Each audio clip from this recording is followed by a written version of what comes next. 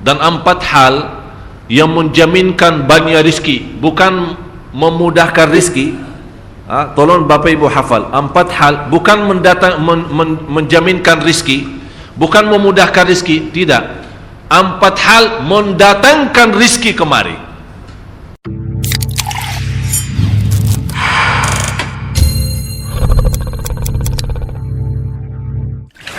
Kalau Bapak Ibu yang sudah berangkat umrah bulan puasa, dilihat bagaimana bacanya imam. Mohon maaf, termasuk sekarang sudah termasuk cepat, karena sudah dilihat kondisi umat sudah mulai malas, akhirnya dikurangi. Padahal waktu saya masih di sekolah SMP, masih SD SMP, dibawa sama orang tua ke Masjid Nabawi, dalam satu malam imamnya khatam 3 juz, 10 malam akhir khatam Al-Quran 2 kali. Artinya sekarang cuma 1 kali khatam bulan Ramadan kan, di malam 29. Waktu kita masih sekolah, tarawih punya khataman sendiri, setiap malam 1 juz. 10 malam punya khataman sendiri, setiap malam 3 juz. Mulai dari hampir kita mulai salat malam jam 1, hampir mendekati subuh,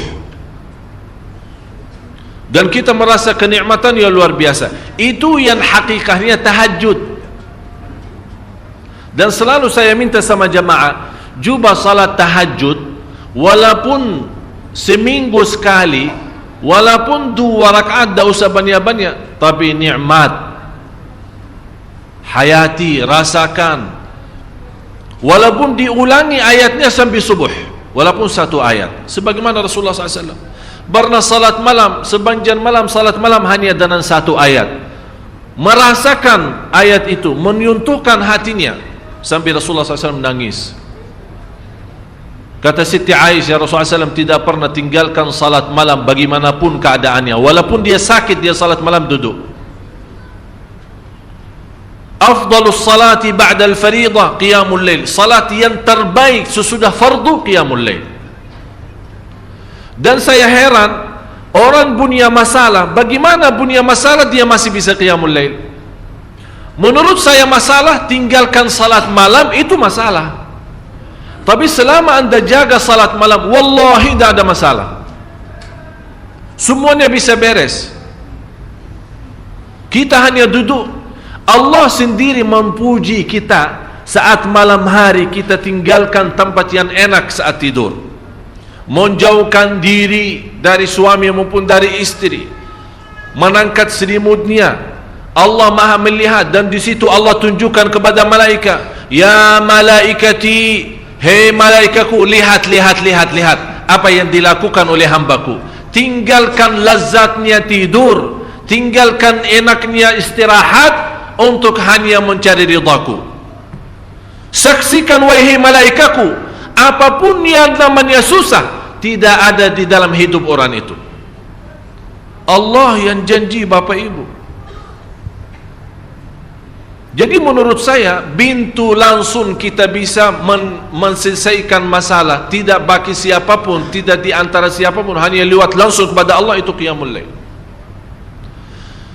Asahhun nasi abdanan, yang paling sehat tumbuhnya yang jaga salat malam, yang paling sinar mukanya yang jaga salat malam, yang paling suci batinnya yang jaga salat malam, yang paling berkah ucapannya yang jaga salat malam, yang paling mulia perbuatannya yang jaga salat malam.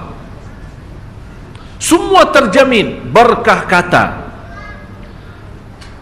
baik perbuatannya, suci batinnya.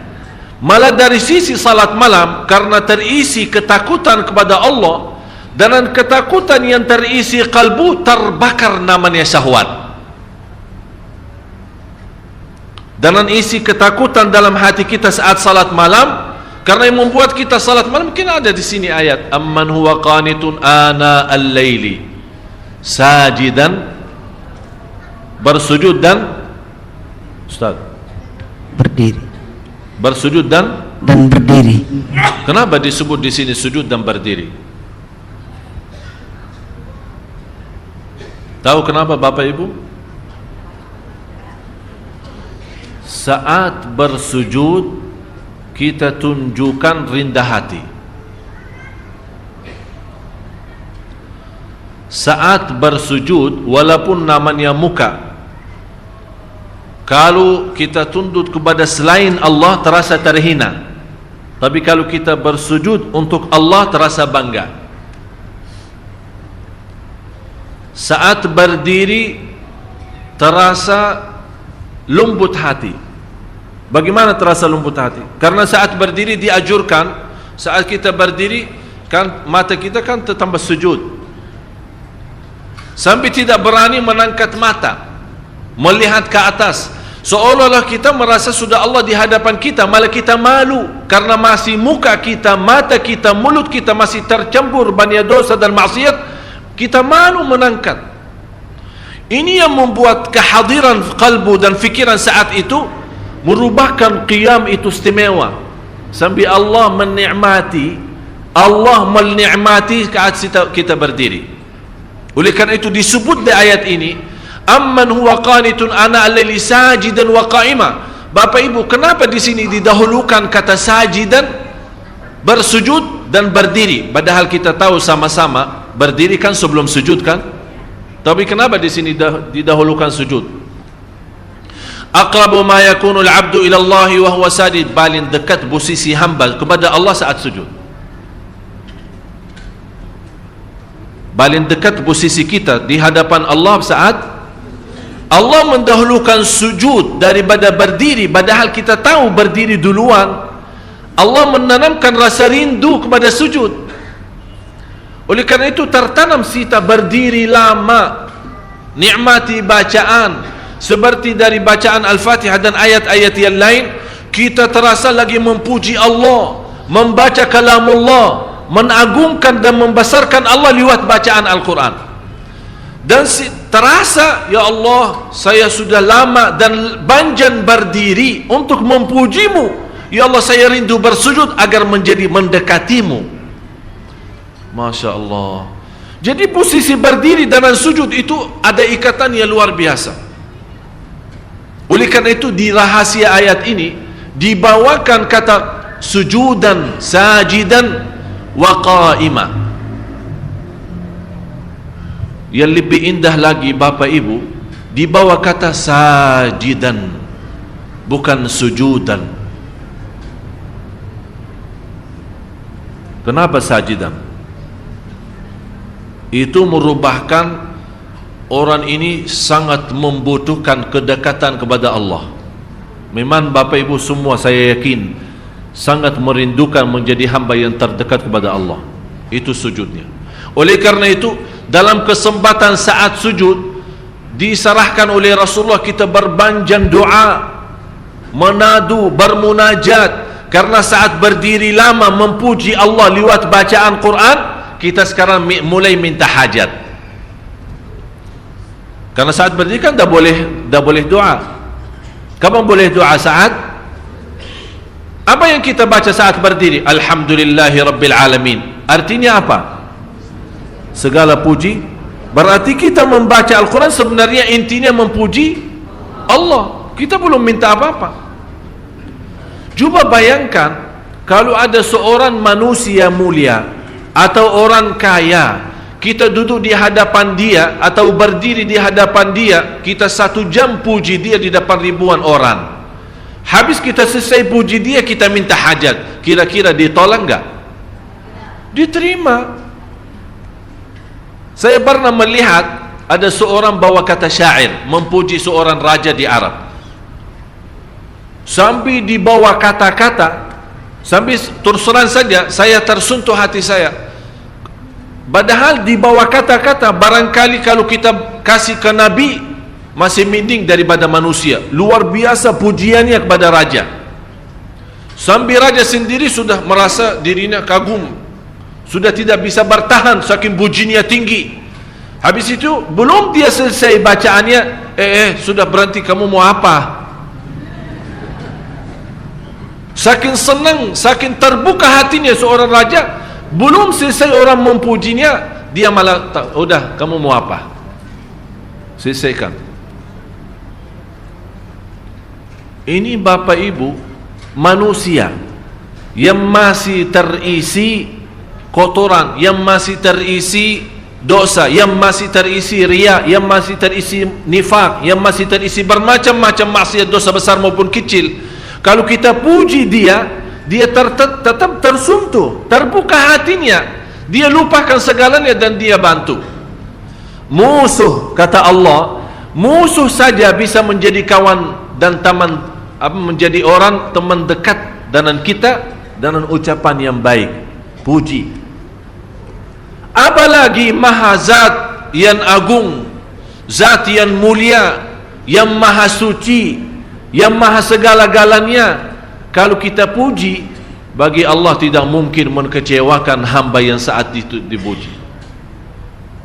Oleh kerana itu, istilahnya saat kita berdiri memuji Allah lewat bacaan, termasuk bacaan Al-Fatihah dan ayat-ayat yang lainnya, karena kita termasuk orang-orang, ya Allah, walaupun saya tidak pantas membaca kitab-Mu, karena lidah ini yang membaca kitab-Mu masih banyak mengucapkan kata-kata yang kotor dan dusta. Ya Allah, saya tidak pantas membaca kitab-Mu, karena lidah ini sudah banyak berkata-kata bohong dan mencaci maki orang. Ya Allah, saya tidak pantas diberikan kemudahan membaca kitab-Mu, karena lidah ini sudah terlanjur mencaci dan membuka aib orang. Tapi di saat itu kita rasakan saat berdiri dan diberikan oleh Allah kelancaran lidah membaca kitabnya dan memujinya, itulah Allah memberikan pendahuluan agar saat kita sujud seolah-olah Allah bertanya, kamu mau apa lagi? Apa yang kamu butuh? Apa yang kamu perlu? Kalau belum kita puas dari sujud pertama, ini hikmahnya ada 2 kali sujud. Belum puas, ada yang tertinggal. Memang kadang-kadang syaitan menggoda kita, hajat-hajat bisa tertinggal, ada yang lupa. Begitu kita berdiri, ingat saat di antara sujud, masih ada kesempatan lagi, sujud lagi. Allah maha besar, Allah maha agung, Allah maha mulia. Sungguh kita mulia kalau kita betul-betul bisa menikmati yang namanya sujud. Kata seorang salih, wallahi kalau bukan ada sujud di dunia, saya tidak bisa menikmati yang namanya dunia. Tidak ada artinya. Karena ada isi sujud, ada isi salat malam, dan 4 hal yang menjaminkan banyak rizki, bukan memudahkan rizki. Tolong Bapak Ibu hafal, 4 hal bukan menjaminkan rizki, bukan memudahkan rizki, tidak. 4 hal mendatangkan rizki kemari. Dan 4 hal bukan Allah kasih kemudahan berarti kita berjalan mencari rizki Allah kasih, tidak. Bukan dikasih kemudahan, tapi di mana saja kita ada, posisi kita di mana saja, Allah datangkan rizki kepada kita. Yang pertama, qiyamul lail, salat malam. Yang kedua, berbanyak istighfar waktu sahur. Kalau anda tidak salat malam, jangan tinggalkan istighfar waktu sahur. Waktu sahur kapan? Kira-kira 30 menit sebelum azan. Ada satu hadis dijelaskan waktu sahur, makan sahur kan? Tapi ada yang suka makan sahur jam 1, ada yang suka jam 2. Tapi menurut saya waktu yang tepat untuk makan sahur dikirakan membaca 50 ayat. Membaca 50 ayat. Kalau bagi kita 50 ayat ya setengah jam lah. Dah tahu bagi Bapak Ibu gimana? 1 jam ya bolehlah, 1 jam tak apa-apa. Ya tergantung lancar atau tidak. Tapi ukurannya seperti itulah, kurang lebih seperti membaca 50 ayat dari Al-Quran. Itulah namanya waktu sahur. Disitulah Allah sendiri memuji, Allah bangga dan senang terhadap orang yang sahur. Sampai ulama berkata, tidak ada ibadah yang terbaik di waktu sahur selain istighfar. Jadi boleh baca Quran, boleh salat malam, boleh zikir, boleh apapun, tapi yang terbaik istighfar. Jadi tinggalkan segalanya, tinggalkan Quran, tinggalkan salat malam, tinggalkan baca Quran, tinggalkan zikir, fokus hanya istighfar. astaghfirullah wa atubu ilaih, termasuk istighfar Allahumma anta rabbi la ilaha illa ant, yang Bapak Ibu tahu sayyidul istighfar, yang terutama, yang paling luar biasa. Allahumma anta rabbi la ilaha illa anta khalaqtani wa ana abduka wa ana ala ahdika wa wa'dika mastata'at a'udzu bika min syarri ma sana'at abu'u laka bi ni'matika alayya wa abu'u bi dhanbi faghfirli fa innahu la yaghfiru dzunuba. Ya Allah, kalau kita fahami doa ini luar biasa. Oleh karena itu kata Rasulullah, barang siapa yang membaca sayyidul istighfar kemudian di malam hari dengan keyakinan dia meninggal habis baca istighfar, masuk surga. Masuk surga. Berarti ini salah satu doa yang menjaminkan dengan mudah masuk surga. Jadi 4 hal yang mendatangkan rizki, bukan kita mencarinya, dia yang datang kemari. Apalagi saat mencari lebih mudah. Qiyamul lail, salat malam. Tapi dalam bahasa, mohon maaf Bapak Ibu, dalam bahasa Arab disebut qiyamul lail, bukan salat. Tapi kalau diterjemahkan dalam bahasa kita salat. Tapi kenapa di situ qiyamul lail?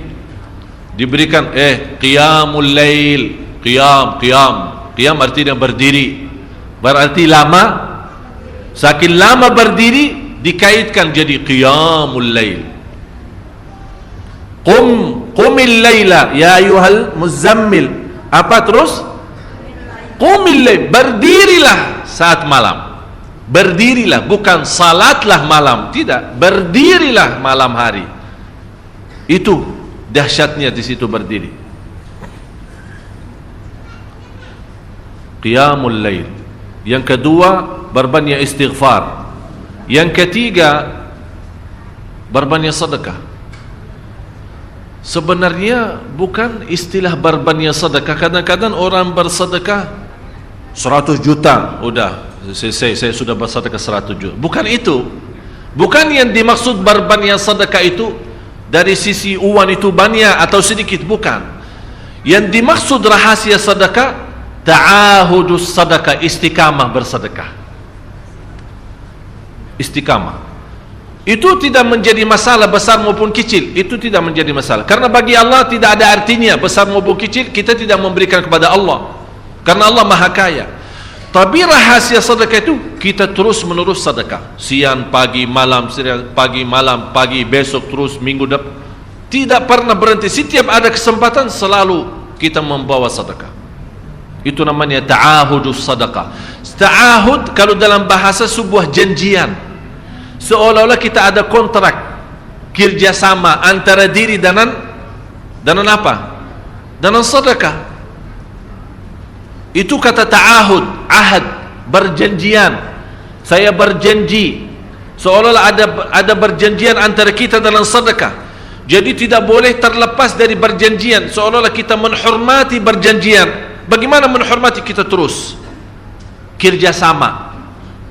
Kita beri, Allah ganti berkah sedekah. Kita beri lagi, Allah ganti masih terus. Kita beri, masih Allah terus ganti. Itulah dahsyatnya sedekah.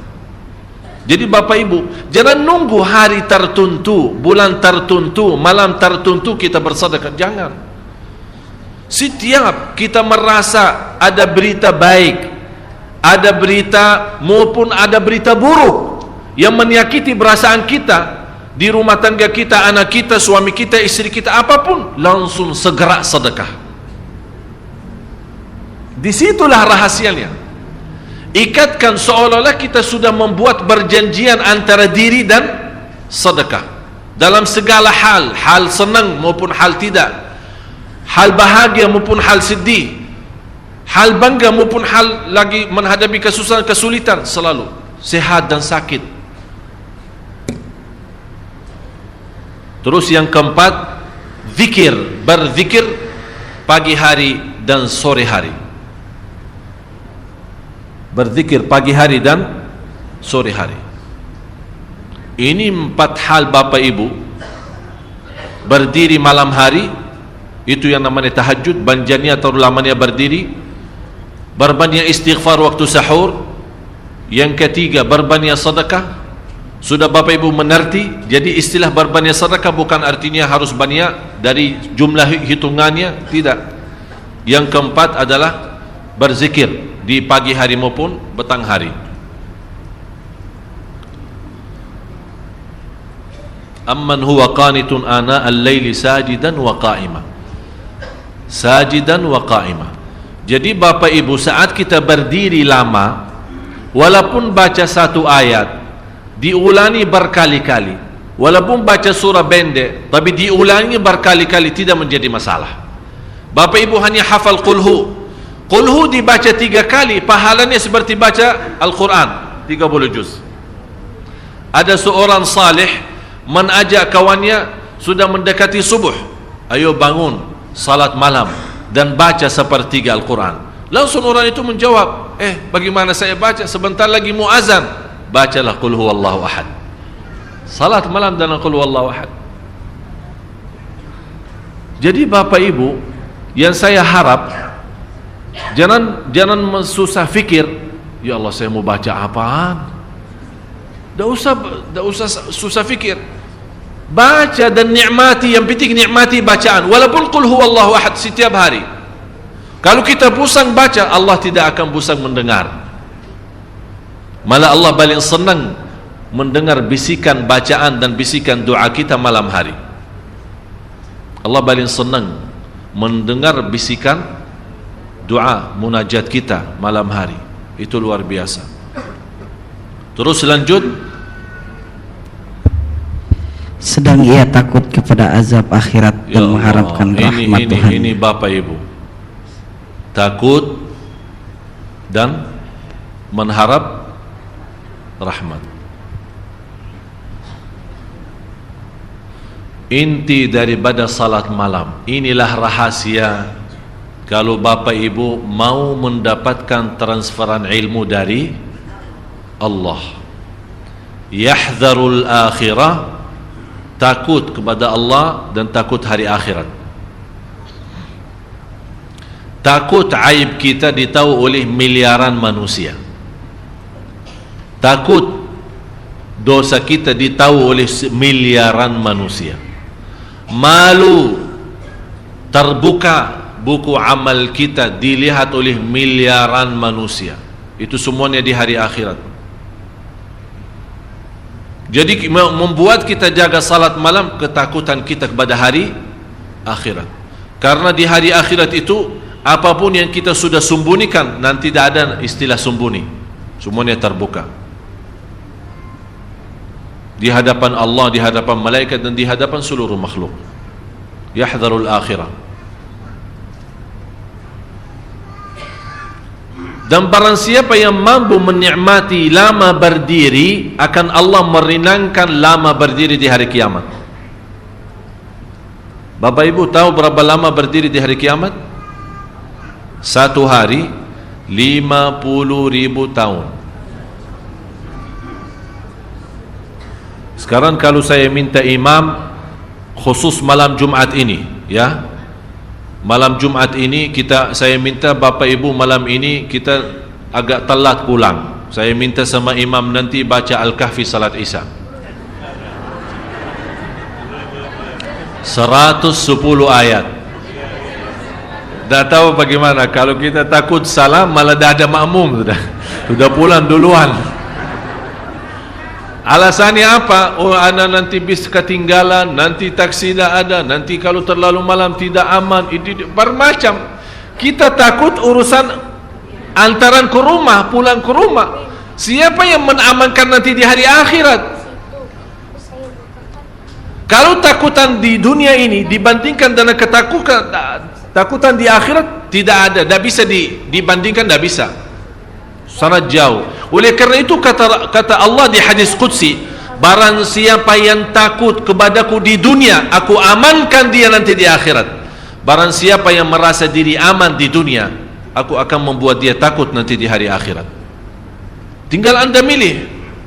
Yang perlu kita takuti bukan urusan dunia, Allah. Ini yang membuat kita jaga salat malam. Yahdharul akhirah. Yahdharu sebenarnya Bapak Ibu, indahnya yahdharu, kata yahdharu, ya, maaf, apa bahasa, sedang ia takut. Sedang dia takut kepada tak azab ada akhirat. bahasa yang bisa terjemahkan bahasa Arab. Yahdar. Yahdharu diterjemahkan takut, padahal lebih sensitif ya. Lebih itu yahdharu apa ya? Hati-hati, waspadalah, waspada. Kalau boleh saya bilang lebih waspada itu menurut saya itu lebih daripada takut. Jadi bukan hanya kadang-kadang kita takut belum tentu waspada, tapi saking waspada betul-betul perhatiannya luar biasa kepada akhirat. Jadi setiap akhirat.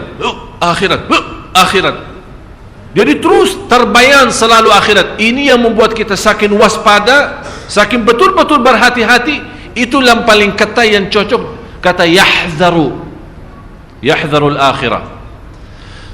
Agar seimbang Bapak Ibu, karena Islam menanjurkan jangan takut sampai putus asa. Itu yang dilarang oleh Islam.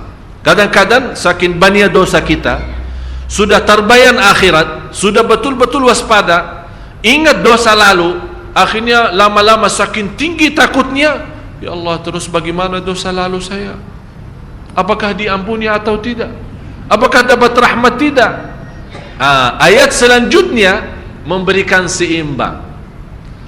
Yahdharul akhirata wa yarju rahmata rabbih. Ya Allah, Bapak Ibu mohon maaf kalau saya mau teliti ya setiap kata, setiap ayat, setiap kalimat, setiap huruf. Barangkali sampai subuh belum kita selesai satu ayat ini, belum tentu selesai. Allahu Akbar. Wa yarju rahmat rabbih.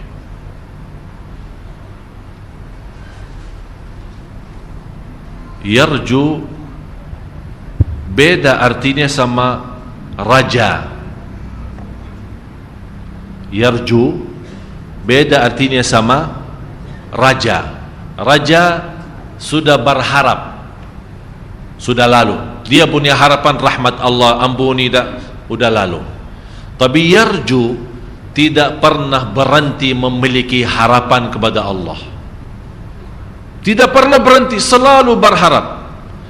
Di situ ada takut, ada juga di sampingnya harapan.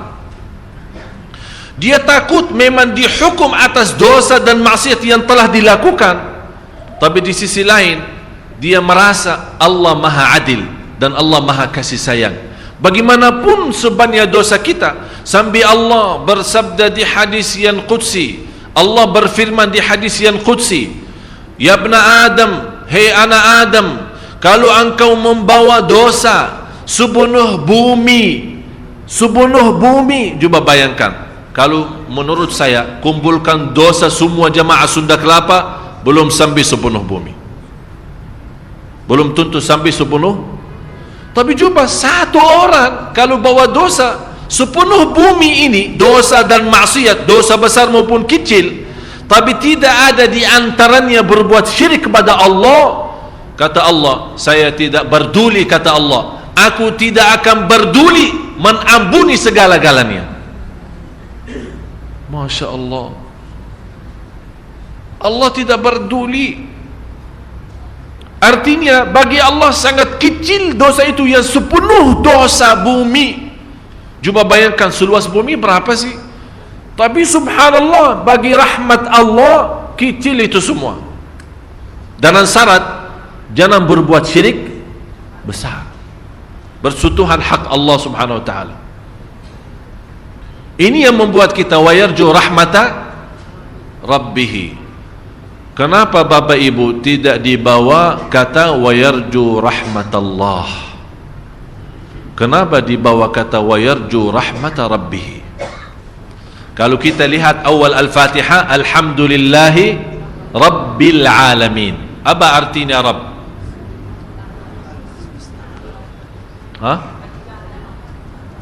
Menjaga. Kata Rabb itu apa artinya? Tuhan. Enggak. Saya kasih gambaran biar insya Allah Bapak Ibu bisa lebih faham ya.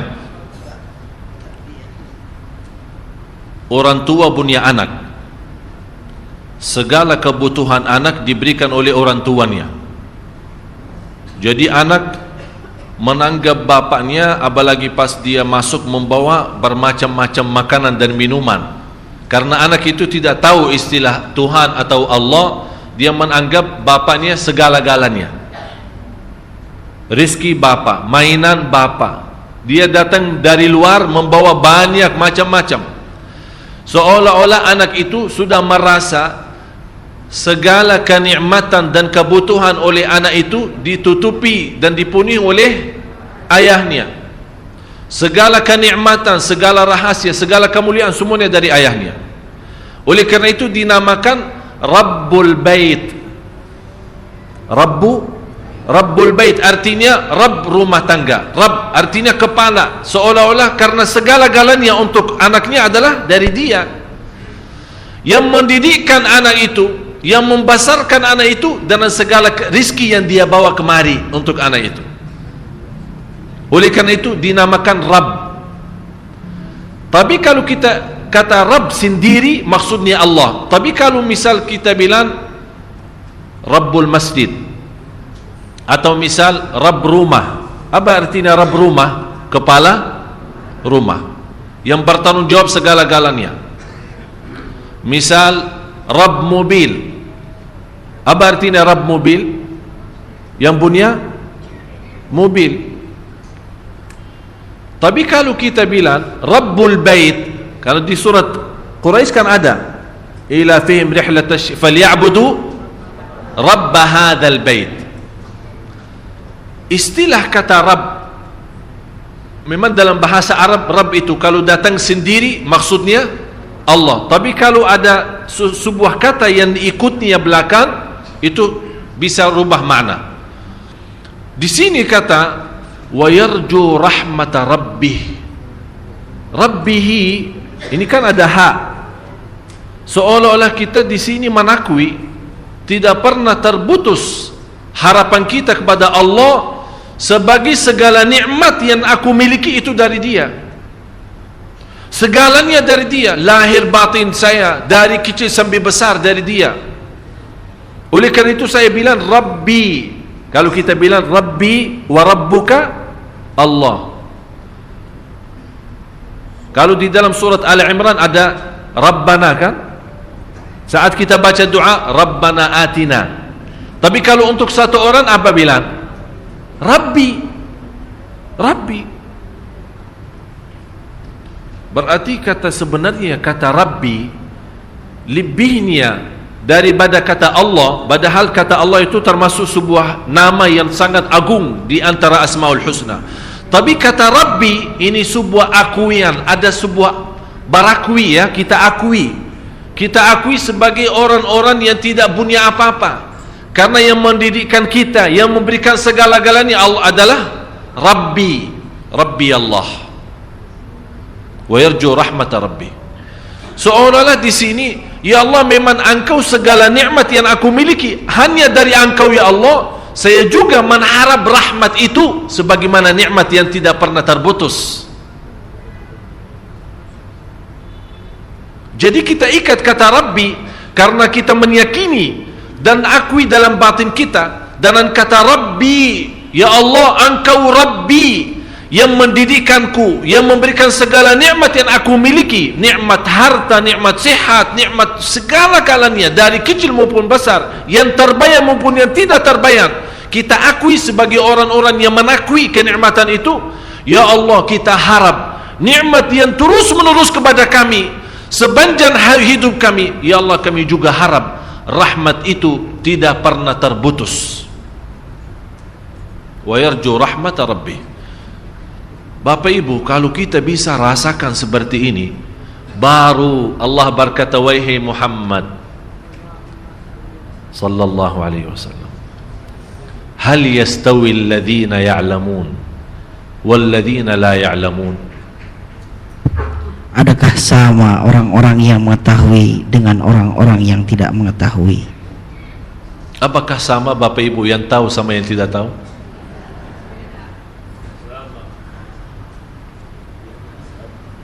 manusia terhadap ilmu 4. Manusia terhadap ilmu 4 golongan, 4 kelompok. Yang pertama, dia tahu dirinya belum tahu. Ini maaf ya, bahasa mungkin agak sedikit aneh ya. Dia tahu, dia belum tahu. Atau istilah lain, dia yakin, dia tahu dirinya tidak tahu apa-apa. Faham? Belum faham ya? Jadi kalau ditanya tahu, ana yakin dah tahu apa-apa. Ana dah tahu apa-apa. Yang kedua, dia tidak tahu, dia tidak tahu.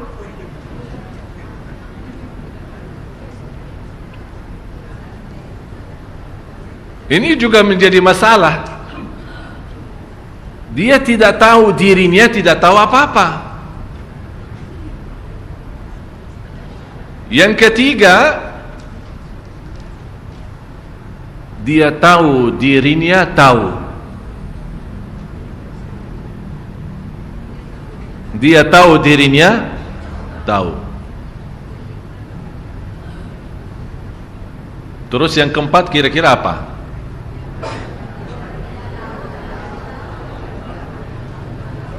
Dia tahu, tidak tahu. Sekarang kira-kira kita dari yang mana? Apakah tahu diri tidak tahu? Apakah tidak tahu diri tidak tahu? Ini musibah ini. Sama sekali, malah dirinya tidak tahu posisinya apa, di mana Allah taruhnya, ana tidak tahu. Ditanya dari mana? Saya tidak tahu dari mana dan kemana dan apapun bagaimana. Saya tidak tahu dari mana dan kemana dan bagaimanapun bagaimana. Mudah. Itu na'udzubillah, seperti ini binatang lebih berguna.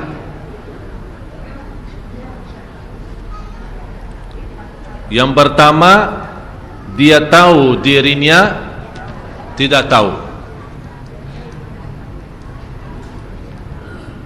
Yang kedua, dia tahu dirinya, dia tidak tahu dirinya tidak. Ini musibah ya? Mudah-mudahan tidak ada di antara kita yang tidak tahu dirinya tidak tahu. Yang ketiga, dia tahu dirinya tahu. Yang keempat, dia tidak tahu dirinya tahu. Maaf, saya memang bawa bahasa tapi yang mungkin, tapi Bapak Ibu sudah faham tujuannya, maksudnya apa. Itulah qul hal yastawi alladhina ya'lamuna walladhina la ya'lamun.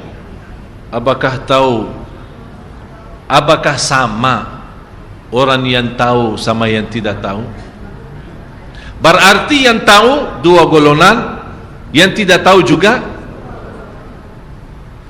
Yang tahu dirinya tidak tahu, ada yang tahu dirinya sudah tahu. Ada yang tidak tahu dirinya tidak tahu, ada yang tidak tahu dirinya tahu. Menjadi tahu aja. Mau makanan tahu ya.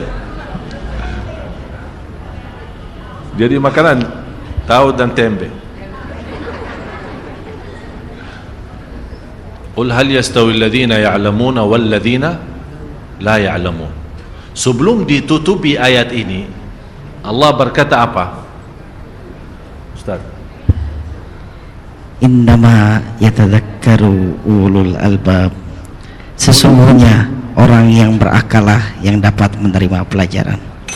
Mudah-mudahan Bapak Ibu di hari ini diberikan oleh Allah kecerdasan fikiran, bisa memahami ayat ini.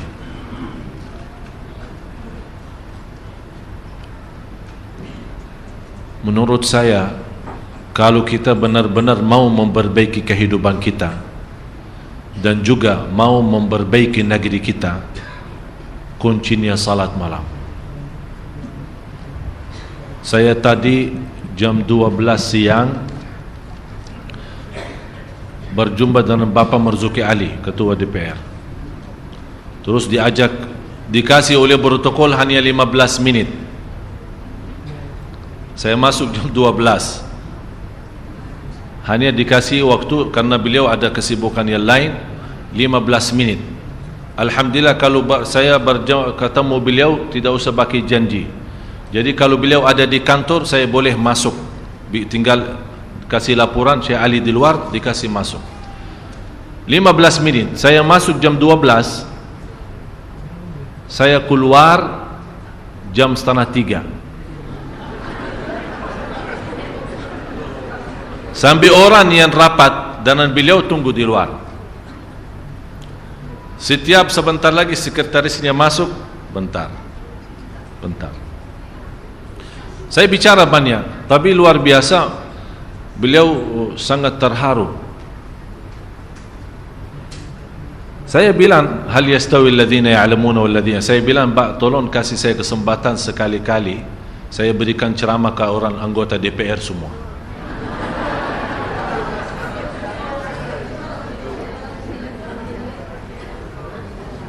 InsyaAllah dengan pertolongan Allah keluar dari DPR semua nangis. Tapi nangisnya yang insyaAllah yang rubah hidup mereka, bukan nangis yang tapi habis nangisnya malah hilang sandal.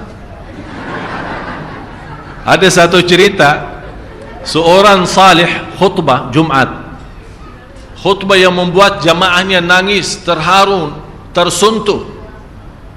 Begitu bubar dari salat Jumat, malah hilangnya sandal imamnya hilang.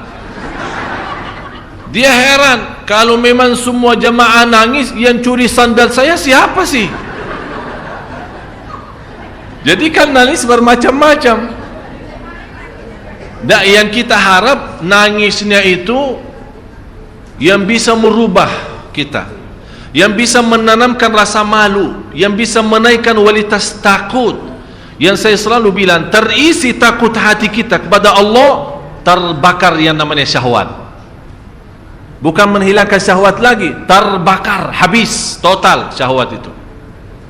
Jadi bagaimanapun datang syaitan menggoda, tidak ada lagi, tidak ada yang tersisa dari syahwat karena sudah terbakar habis. Itulah saking nikmatnya ayat ini. Yang mudah-mudahan Bapak Ibu kita menjadi orang yang disebut oleh Allah di ayat 9 ini.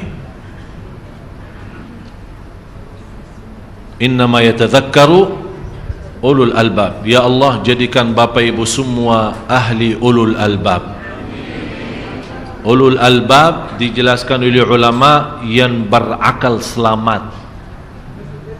Akal selamat artinya bukan orang stres, bukan. Akal selamat artinya memiliki kecerdasan yang bisa memahami tujuan daripada ayat. Oleh karena itu Bapak Ibu, saya harap saat anda nanti malam salat malam, apalagi malam Jumat, saya minta semua jamaah mulai malam ini kita bikin sistem baru salat malam. Mudah-mudahan karena malam ini malam Jumat dan malam berkah, kita harap mulai malam ini Allah rubah segala-galanya ke depan. Hajat dunia, hajat akhirat, urusan rumah tangga, urusan usaha, urusan rizki, urusan kesehatan kita, segala-galanya Allah uruskan. Jadi kita benar-benar kita buka jubah. Saya yakin kalau Bapak Ibu masuk, apalagi malam Jumat, malam yang penuh barakat dan rahmat, di waktu sahur sebelum subuh, kira-kira 1 jam atau setengah jam saja, tidak usah lama. 2 rakaat tapi dengan nikmat, dengan enak, senang, rasakan. Terasa kita berdiri di hadapan Allah dengan rindah hati, dengan tawadhu', lembut, dan merasa merindukan segera sujud. Karena habis lama berdiri, saya yakin akan Bapak Ibu malam besoknya, walaupun capek, walaupun ngantuk, walaupun mau tidur, Allah kasih energi untuk kita bangun salat malam lagi. Karena kita sudah terasa indahnya, sudah terasa kenikmatannya. Wallahi kalau bukan salat malam, tak ada lezat di dunia, Tak ada istilah nikmat di dunia. Kata ulama, ada surga Allah di dunia. Barang siapa yang masuk surga Allah di dunia, pasti masuk surga Allah di akhirat. Salat malam surga Allah di dunia. Salat malam. Siap?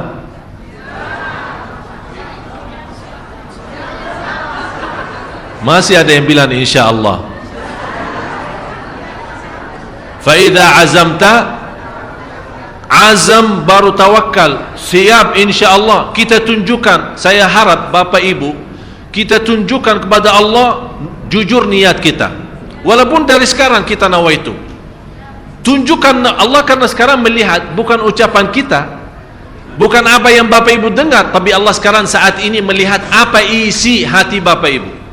Isinya apa? Kita, Allah melihat isi hati saya akan tunjukkan Allah. Seolah-olah kita berkata dari dalam hati saya, ya Allah, lihat saja nanti. Lihat saja nanti bagaimana.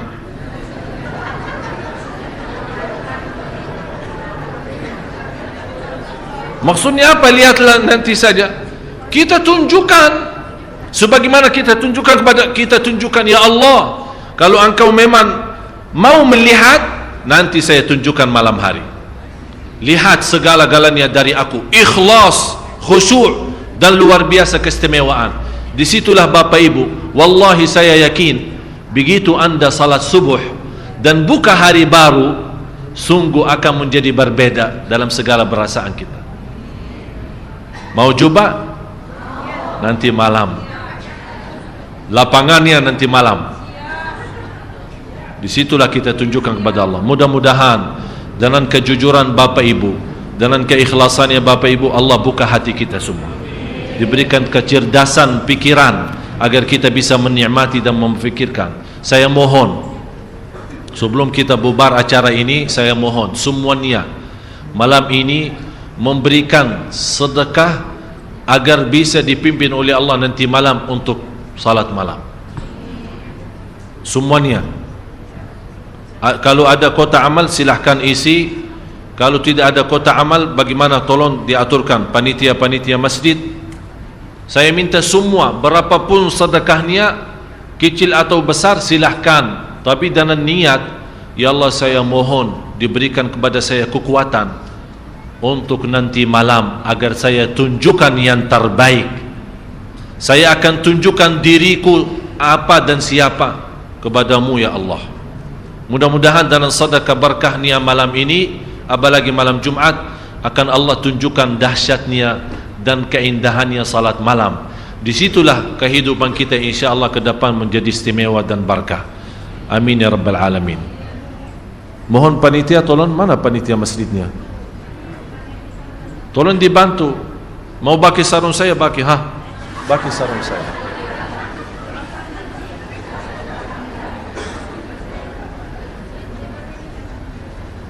Semuanya saya harap semuanya bersedekah malam ini. Apa bagaimana terserah, mau berapa terserah. Saya tidak tuntut dan saya tidak minta. Pokoknya saya harap, tapi dengan niat satu. Ya Allah, kasih saya kekuatan dan taufikmu agar saya nanti tunjukkan kata sajidan wa qa'ima sebagaimana ayat ini. Dan mohon Bapak Ibu nanti kalau Bapak Ibu sudah pulang ke rumah, sebelum anda tidur, baca ayat ini, surah 39 ayat 9. Baca sambil nikmati, sambil rasakan, sambil hayati, kemudian tidur. InsyaAllah lihat tidur yang indah. InsyaAllah lihat tidur yang indah. Sarung saya jangan bawa jauh dah. Semoga apa yang saya sampaikan bermanfaat. Semoga bagaimana kita sama-sama berkumpul di sini, mudah-mudahan diberikan oleh Allah kemuliaan, sama-sama jumpa lagi di surga Allah bersama Nabi Muhammad sallallahu alaihi wasallam. Ya Allah ya Tuhan kami, berilah kepada Bapak Ibu taufikmu ya Allah agar bisa istiqamah salat malam. Dengan berkahnya salat malam dan keindahan salat malam, kita mampu memiliki kehidupan yang bahagia, rumah tangga yang sakinah mawaddah rahmah, dan segala kesulitan dan kesusahan dijauhkan oleh Allah dalam salat malam. Ya Allah, kuatkanlah kami agar istiqamah salat malam. Ya Allah, berilah taufikmu. Ya Allah, berilah kepada kami taufikmu agar mampu menjaga salat malam dengan seindah-indah ayat ini ya Rabbal Alamin. agar kami mendapatkan ilmu langsung darimu ya Allah, ilmu laduni ya Allah, ilmu ma'rifat ya Allah, birahmatika ya arhamar rahimin. Ampunilah segala dosa kami, ampuni kekurangan kami, dan tutupi aib kami. Dan ya Allah, maafkan atas kesalahan kami ya Rabbal Alamin. Ampuni orang tua kami ya Allah, ampuni orang tua kami, dan ampuni saudara kami muslimin, muslimat, mukminin, mukminat yang hidup maupun yang telah wafat. Ya Allah, aku mohon dengan nama-Mu yang agung dan mulia untuk Bapak Ibu. Ya Allah, jauhkan wajah Bapak Ibu dari neraka Jahannam ya Allah. Ya Allah, jauhkan wajah Bapak Ibu dari neraka Jahannam ya Allah.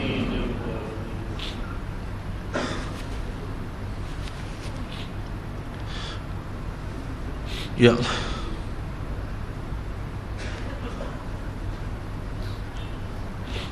ya Allah, jauhkan wajah Bapak Ibu dari neraka Jahannam ya Allah. Keturunannya, anaknya, cucunya ya Allah, jauhkan dari neraka Jahannam ya Allah. Bukalah hati Bapak Ibu semua ya Allah, agar menjadi hamba-Mu yang salih-salihah. Bukalah hati suami Bapak Ibu ya Allah, suami ibu-ibu dan istri ini ya Allah. Ya Allah, bukalah hati kami semua ya Allah, yang punya hajat lahir dan hajat batin, hajat dunia maupun hajat akhirat. Tidak ada yang keluar dari masjid ini di malam ini yang penuh barakah sampai dipenuhi oleh Allah segala hajatnya, hajat dunia maupun hajat akhirat ya Rabbal Alamin. Rabbana atina fid dunya hasanah wa fil akhirati hasanah wa qina adzaban nar. Wa sallallahu ala sayyidina wa nabiyina Muhammad wa ala alihi wa sahbihi wasallam. Walhamdulillahi rabbil alamin. Subhanakallahumma wa bihamdika asyhadu an la ilaha illa anta astaghfiruka wa atubu ilaik.